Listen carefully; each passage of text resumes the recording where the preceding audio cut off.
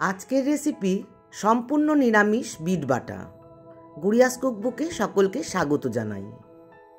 Mixie জারে প্রথমেই আমি পোস্ত দিয়ে দিচ্ছি, তারপরে দেব নারকোল গুঁড়ো, তোমরা চাইলে নারকোল কোড়াও দিতে পারো। দিলাম কাঁচা লঙ্কা। এটা জল ছাড়াই মিহি একটা গুঁড়ো আমি বানিয়ে নেব। দেখো তৈরি হয়ে গেছে মিহি গুঁড়োটা। এরপরে আমি বিটগুলোকে কেটে প্রেসার কুকারে 2টো সিটি দিয়ে নেব, যাতে খুব বেশি বিট কিন্তু খুব বেশি নরম হয়ে গ্যালগ্যালে হয়ে যায় না। 2টো সিটি দিয়ে নেব। দেখো আমি কতটা একটু চামচ দিয়ে কাটতে অসুবিধা হচ্ছে।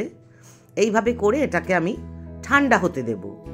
ঠান্ডা হলে তারপরে আমি ব্লেন্ডারে দিয়ে আমি অল্প জল দিয়ে, সামান্য জল দিয়ে একটা মিহি পেস্ট বানাবো। তার সাথে এই যে গুঁড়োটা করেছিলাম পোস্ত, নারকোল, কাঁচা লঙ্কা, সেটাও দিয়ে দেব।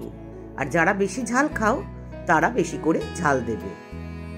এবার কড়াইতে সামান্য সর্ষের তেল দিয়ে শুকনো লঙ্কা ফোড়ন দেব আর দেব সর্ষে ফোড়ন। সর্ষে শুকনো লঙ্কা থেকে সুন্দর গন্ধ বেরোনো অবধি ভেজে নেব। তারপরে যে ওই বিটটা বাটা আমি করে রেখেছি, তার সাথে পোস্ত রয়েছে, নারকোল রয়েছে, কাঁচা লঙ্কা রয়েছে, সেটা তেলে দিয়ে আমি খুব ভালো করে ভেজে নেব। বিট কিন্তু অত্যন্ত উপকারী একটা সবজি। এতে রয়েছে অ্যান্টিঅক্সিডেন্ট এবং ভিটামিন সি, যা আমাদের রোগ প্রতিরোধ ক্ষমতা বাড়ায়। এছাড়াও আমরা বিট থেকে আয়রন, পটাশিয়াম, ম্যাগনেসিয়াম, ফোলেট এগুলো পেয়ে থাকি। এবার দেখো দিয়ে দিচ্ছি পরিমাণ মতন লবণ আর চিনি। যারা মিষ্টি খেতে চাও না, কারণ বিটটা একটু মিষ্টি মিষ্টি, যারা মিষ্টি খেতে চাও না তারা মিষ্টিটা স্কিপ করবে। তবে নিরামিষ সবজিতে একটু মিষ্টি মিষ্টি হলে খেতে ভালোই লাগে। দিয়ে দিচ্ছি কাঁচা লঙ্কা কয়েকটা, যারা ঝাল খায় তারা যাতে এটা খেতে পারে।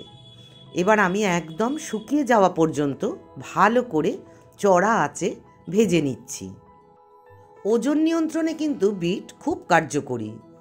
তাছাড়াও যাদের রক্তাল্পতা আছে তারা বিট খেলে খুব ভালো কাজ হয়। যাদের হাই প্রেশার, উচ্চ রক্তচাপ আছে তাদের জন্যও বিট খাওয়া খুবই উপকারী। গরম ভাতে এই বিট বাটা কিন্তু দুর্দান্ত লাগে।